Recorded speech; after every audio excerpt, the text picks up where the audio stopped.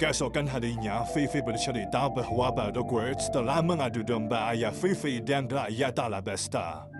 Meski tak mengetahui tujuan di balik adu domba ini, namun Fifi meyakini langkah awal untuk menghentikan Battleworks dan menyelamatkan Alabasta adalah dengan membongkar identitas asli Mr. Zero, sang ketua Battleworks. Kini Fifi ingin segera pulang ke Alabasta agar ia bisa menyampaikan informasi penting kepada ayahnya yang merupakan Raja Alabasta. Tak lama kemudian, Luffy dan yang lainnya pun dikejutkan oleh kemunculan Miss Osande. Lantas, pengetahuan Fifi, Miss Osande adalah wakil ketua Battleworks yang terkenal kejam di balik penampilannya yang menawan. Saat mulai berinteraksi dengan topi jerami, Miss Osande mengungkapkan bahawa mereka kini menjadi target eksekusi Battleworks karena melindungi Fifi. Miss Osande lalu memberikan Eternal Pose yang hanya mengarah pada satu pulau terpencil.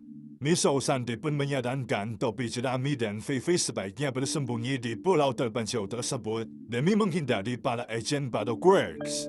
Meskipun Miss Osande terkesan ingin menolong, namun Luffy menolak menggunakan Eternal Pose dan langsung menghancurkannya.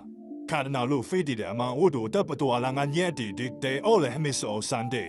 Miss Osande akhirnya meninggalkan kapal. Luffy lalu berjanji akan membantu Fifi pulang ke Alabasta dengan selamat jika topi jerami sudah menemukan cara untuk pergi ke sana. Seiring berjalannya waktu, topi jerami tiba di Little Garden, pulau berbahaya yang sebelumnya disinggung oleh Miss Osande. Melihat pemandangan pulau yang indah, topi jerami mulai menganggap Miss Osande membohongi mereka. Setelah itu, topi jerami dan Fifi menjelajahi Little Garden dengan cara berpencar.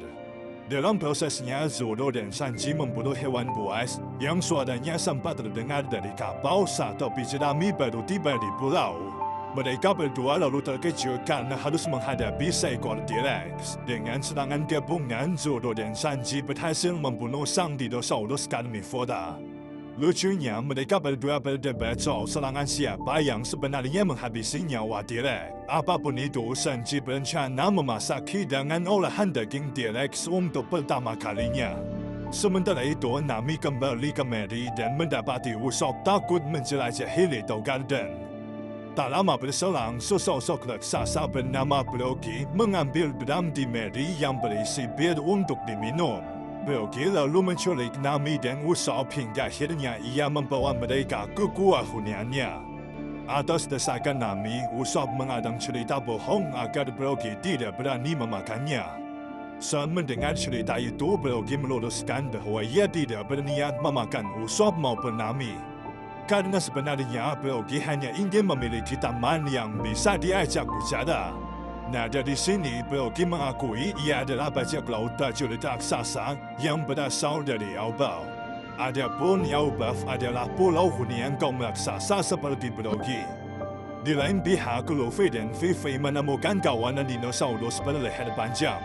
Kini Fifi bisa menyimpulkan Little Garden adalah pulau prasejarah yang belum pernah terjamah oleh manusia. Ingin mencari pengalaman berkesan, Luffy nekat naik ke atas kepala dinosaurus dan menungganginya.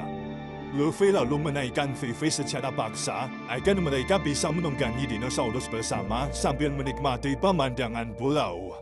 Lantas saat asyik menunggangi dinosaurus, Luffy tiba-tiba mencium aroma makanan yang mengundang selera. Beberapa waktu kemudian, Luffy akhirnya menemukan makanan tersebut. Saat Luffy mencicipi, terungkap bahawa makanan itu dimasak oleh sesosok raksasa bernama Dory. Dory lalu mengizinkan Luffy dan Fifi menyantap makanannya karena ia adalah raksasa yang baik kepada manusia sama seperti Brogy. Nah, rupanya Dory juga berasal dari Yao-Buff. Bedanya, Dory adalah kapten bajak laut prajurit raksasa. Terinspirasi oleh budaya rakyat Yao-Buff yang memuja dewa matahari nikah, Fifi akhirnya membakar benda peninggalan Ikram sebagai bentuk penghormatan terakhir untuknya. Sementara itu, Mr. Five dan Miss Valentine juga berada di Little Garden. Mereka lalu bertemu dengan ejen Battleworks yang bernama Mr. Fei. Nah, atas perintah dari Mr. Zero, Mr. Fei akan mengeksekusi Mr. Five dan Miss Valentine akibat gagal membunuh Fifi. Namun, Mr. Fei berjanji akan mendorong Mr. Zero untuk membatalkan eksekusi mereka Dengan syarat Mr. Five dan Miss Valentine mau membantu mengalahkan raksasa yang kini berteman dengan topi jerami. Di luar itu, Mr. Five mengakui ada seorang rekannya yang sedang berusaha menyerang topi jerami secara diam-diam. Seiring berjalannya waktu, Dory dan Brookie bersiap melakukan duel maut begitu mendengar suara gunung meletus di pulau. Ternyata mereka sudah melakukan duel maut sebanyak 73.466 kali selama 1 abad dan semuanya berakhir imbang. Saat duel antara raksasa ini berlangsung, topi jerami menyaksikan mereka dengan antusias, kecuali Nami yang tampak bersikap datar.